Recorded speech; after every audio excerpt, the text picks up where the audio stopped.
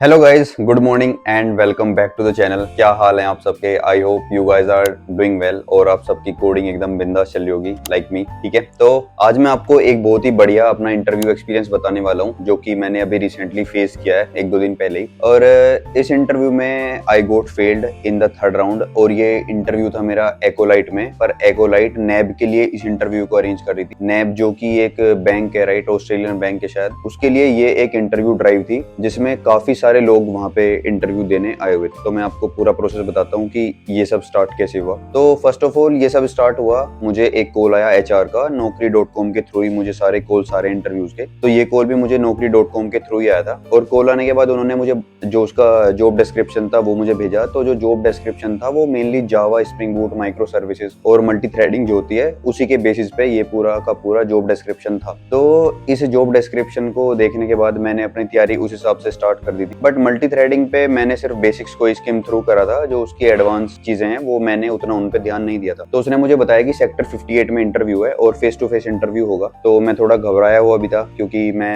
ये 1-1.5 साल बाद ये इंटरव्यू दे रहा था और फेस टू फेस इंटरव्यू में थोड़ा डर लगता ही है। वर्चुअल में तो क्या है, आपको कुछ समझ नहीं आ रहा तो कॉल कट करके भग जाओ। वैसे मैंने ऐसे किया नहीं आज तक, पर कर सकते हो आप अगर लेट से इंटरव्यू बहुत ही हाथ से बाहर जा रहा है तो। ठीक है, मैं तैयार हुआ सुबह लगभग 11:30 बजे। मैंने उसे बोला था कि मैं 12:30 बजे तक ही तुम्हारे पास आ पाऊंगा क्योंकि मैं थोड़ा लेट उठता हूँ। तो मैं लगभग 10:30-11 बजे उठा, तैयार हुआ, नहाया धोया और मैं वहाँ डेस्टिनेशन पे पहुंच गया। Guys, I am in the parking of acolyte और अभी मुझे जाना है यहाँ से 7th फ्लोर पे। ये पार्किंग है इसकी, बड़ी अनऑर्गेनाइज्ड पार्किंग है, कोई क्लियर इंस्ट्रक्शंस नहीं, कुछ नहीं। खैर, मुझे पार्किंग का क्या ही करना है। अभी पीछे लिफ्ट है, लिफ्ट से चलते हैं 7th फ्लोर पे, इनका ऑफिस है। 7th फ्लोर जाना है हमें यहाँ से।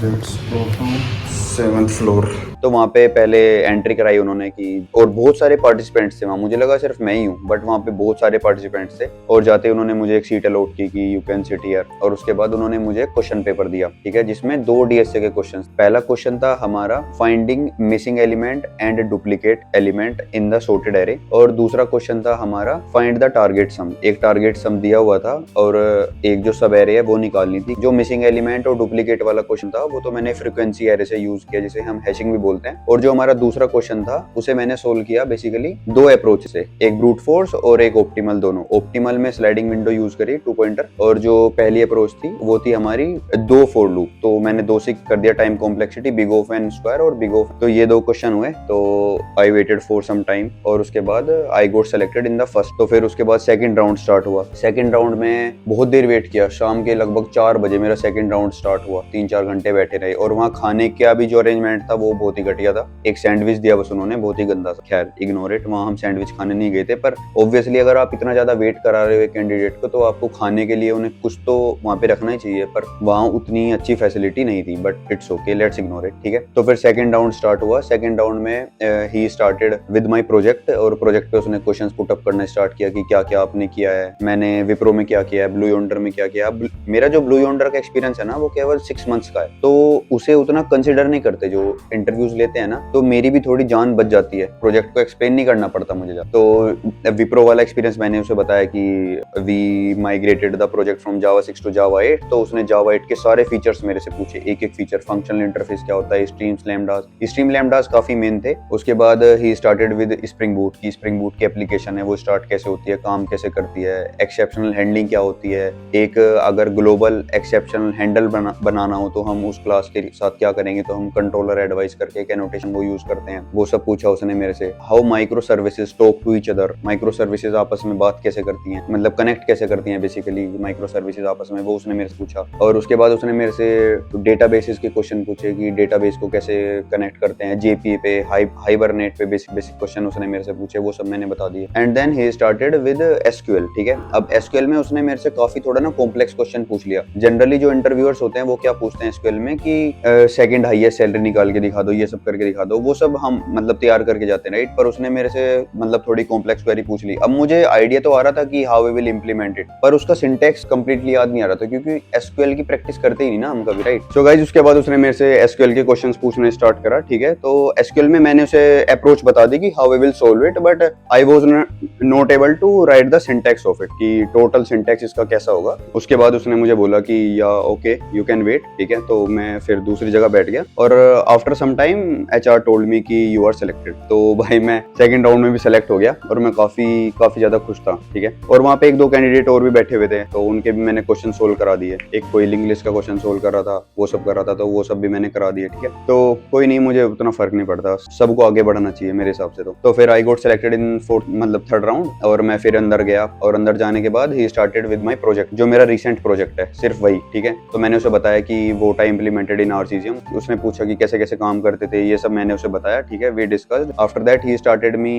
Asking questions on Java 8। तो फिर से मैंने जावा 8 के उसे आंसर्स बता दिए, और उसके बाद उसने मेरे से मल्टी थ्रेडिंग पूछना शुरू कर दिया कि कोलेबल क्या होता है, रनेबल क्या होता है। मैंने उसे रनेबल बता दिया, कोलेबल मुझे उस टाइम याद नहीं आ रहा था, तो मैंने उसे रनेबल बता दिया। अब यार इंटरव्यू में इतने सारे कॉन्सेप्ट पूछते हैं ना ये लोग, मतलब कहीं से कहीं निकल जाते हैं एकदम। ये एकदम मान लो एक्सेप्शनल हैंडलिंग पूछ रहा होगा, एकदम से पूछ लेगा इंटरनल वर्किंग ऑफ हेडसेट, ठीक है। तो इतने रैंडम क्वेश्चंस होते हैं कि आपके दिमाग को ना रिकॉल करने में कभी कभार कुछ चीजें आप भूल जाते हो। तो कोलेबल को उस टाइम में रिकॉल नहीं कर पा रहा था बेसिकली। तो मैंने उसे बोल दिया कि मतलब I am not able to recall it. फिर उसने पूछा कि ठीक है, तो एग्जीक्यूटर सर्विस बताओ क्या है। अब एग्जीक्यूटर सर्विस भी मेरे याद नहीं, मैं पढ़ के नहीं गया था एग्जीक्यूटर सर्विस क्या होती है। हालांकि 5 ही मिनट लगते उसे पढ़ने में, बट आई थॉट कि यार इतना एडवांस कॉन्सेप्ट कोई सीनियर इंजीनियर से क्यों ही पूछेगा, राइट, ये तो लीड इंजीनियर्स वगैरह के काम। बट आई वाज रॉन्ग, ठीक है। पर उन्होंने मेरे से पूछा, थ्रेड पूल पूछा, थ्रेड पूल मैंने बता दिया। फिर उन्होंने पूछा कि व्हाट इज डेडलॉक और हाउ टू प्रिवेंट डेडलॉक। ये भी मुझे नहीं पता। डेडलॉक मुझे पता था कि जब multiple threads are waiting for each other to like for their completion, तो ये मैंने बता दिया, पर थोड़ा रह गया था। उसके बाद उसने मुझे एक डीएसए का क्वेश्चन दिया। डीएसए के क्वेश्चन में था कि रिवर्स है स्ट्रिंग, एक स्ट्रिंग को रिवर्स करना था, वर्ड ऑफ स्ट्रिंग, जैसे ईशांक इज एन इंजीनियर, तो प्रिंट करना था Ishank an is engineer, an is Ishank, ठीक है। और without spaces at the edges, उसने स्पेसेस दिए हुए थे एजेस पे, तो वो स्पेस भी रिमूव करने थे। तो I started discussing with him, क्योंकि स्ट्रिंग में मेरी उतनी तगड़ी प्रैक्टिस अभी है नहीं, ऑनेस्टली बता रहा हूँ। तो I started discussing with him कि how we will convert it to string of arrays, ठीक है, एरे ऑफ स्ट्रिंग, ठीक है, वर्ड्स के हिसाब से। तो उसने मुझे बताया कि we can use dot str, dot split function, so it will convert it into array. तो उस हिसाब से मैंने वो क्वेश्चन सोल्व कर दिया। तो ओवरऑल मुझे लगा कि it is an good interview, right, क्योंकि दो ही कॉन्सेप्ट में नहीं बता पाया, एग्जीक्यूटर सर्विस और जो हमारा डेडलॉक की जो प्रिवेंशन थी, बस ये दो चीजें मैं नहीं बता पाया था, बाकी मैंने सब बता दिया। उसके बाद क्या हुआ, मैं बाहर आया और मैंने अपनी मदर को कॉल मिलाया। मैंने कहा कि अभी तो मैं ही बचा हूँ, बस यहाँ सब घर जा चुके हैं ऑलमोस्ट, और आई थिंक मैं सेलेक्ट हो जाऊंगा। तो मेरी मदर ने कहा कि चल अच्छा है, सेलेक्ट हो जाएगा तो, और ये तो बहुत ही अच्छी बात है कि पहला इंटरव्यू है इतने दिन बाद, और पहले इंटरव्यू इतना सही जा रहा है, और मुझे एकदम पॉजिटिव वाइब्स, ठीक है। मुझे लग ही रहा है कि हो गया, ठीक है। अब मैं काफी देर बाद 10-15 मिनट बाद अंदर आया फिर से हॉल में, और आई आस्क्ड एचआर की मतलब रिजल्ट क्या है, और उसने ऐसे करा। तो मुझे लगा ये ऐसे क्यों कर रहा है, मेरा तो इंटरव्यू बड़ा खतरनाक गया था, मैंने तो भाई झंडे गाड़ दिए वहां, ये क्यों कर रहा है। तो वो एकदम से उठ के आया और उसने मेरे कंधे पे हाथ रखा। मैं समझ गया एकदम। मैंने कहा कुछ तो गड़बड़ है लाला, कुछ तो गड़बड़ है। उसने मुझे बताया कि यार वो ना मल्टी थ्रेडिंग की वजह से उन्हें थोड़ा सही नहीं लग रहा। मैंने कहा क्या सही नहीं लग रहा, मैंने तो सब कुछ कर दिया, क्वेश्चन भी सोल्व कर दिया अंदर, और सारे कॉन्सेप्ट बता दिए, मल्टी थ्रेडिंग के एक दो कॉन्सेप्ट नहीं बता पाया। पर एचआर उसमें कुछ कर नहीं सकता बेसिकली। इंटरव्यूअर अगर एक बार माइंड बना लेना कि this candidate is not selected, तो उसे कौन ही कन्विंस कर सकता है, राइट, कोई नहीं कर सकता। तो एचआर ने कहा कि चलो कोई नहीं, better luck for next time, और दिल छोटा मत। मैंने कहा दिल विल छोटा नहीं कर रहा मैं, ये फालतू बातें मुझे बोल भाई, तो ठीक है, इट्स ओके, मतलब ऐसा कुछ वो नहीं हो गया कि मेरी लाइफ से कुछ चला गया हो। It's just a part of the process. Interview है, सेलेक्ट हुए या तो नहीं हुए, सेलेक्ट तो एक ही बार होना है, राइट। तो सेलेक्ट होते ही तो तुम्हारी जॉब है, नहीं तो ऐसे तो मल्टीपल अटेम्प्ट्स लग सकते हैं तुम्हें इंटरव्यू क्लियर करने। तो it was okay,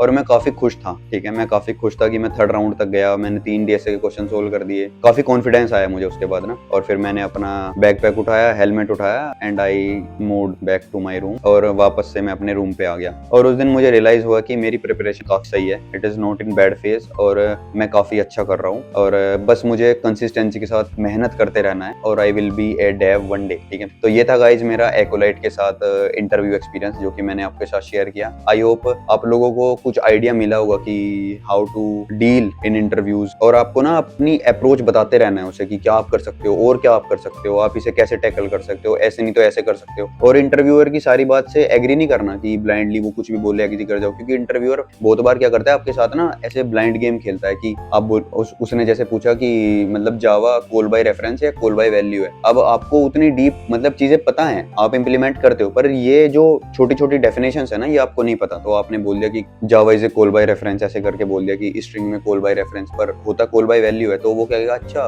call by reference है, ओके, ऑल राइट, ठीक है, चलो तो ये क्वेश्चन बताओ। तो फिर वो आपसे क्या करेगा, कॉल बाय वैल्यू का क्वेश्चन पूछेगा आपको गलत प्रूव करने के लिए कि इसने तो रेफरेंस बोला है, अब कॉल बाय वैल्यू, तो फिर आपको अपना ना क्वेश्चन ऐसे चेंज करना पड़ेगा। तो आप कह सकते हो कि हाँ ये कॉल बाय वैल्यू है, मतलब वो स्लिप हो गया था मेरे माइंड से, ऐसे आपको थोड़ी कहानी फ्रेम करनी पड़ेगी। और उसके बाद ऐसे आपको interview is all about handling the situation, ठीक है। इंटरव्यू में सिर्फ वो आपकी मतलब नॉलेज टेस्ट नहीं कर रहा होता, वो टेस्ट कर रहा होता है कि जब एक प्रोडक्शन में इशू फटेगा ना, तो how you will handle that situation. जो दूसरी टीम्स आपके ऊपर बरसेंगी कि ये क्यों फटा, तो आप किस तरह कम्युनिकेट करते हो, किस तरह से आप उन्हें कन्विंस करोगे दूसरी टीम वालों को कि मतलब हम इसे फिक्स कर रहे हैं और after some time it will be fixed. तो इंटरव्यू में वो सब टेस्ट भी किया जाता है, अदर देन योर नॉलेज, ये सब भी टेस्ट करते हैं वो कि how you handle A overall situation, ठीक है। तो आपको ये चीजें धीरे धीरे आएंगी, प्रैक्टिस करते करते आएंगी। और मॉक इंटरव्यूज की प्रैक्टिस करो, चैट जीपीटी के साथ दबा के प्रैक्टिस करो। मैं बोल रहा हूँ चैट जीपीटी को बोलो कि आस्क मी क्वेश्चंस, कुछ भी रैंडम क्वेश्चन पूछ, और जो आपको नहीं आ रहा स्टडी दैट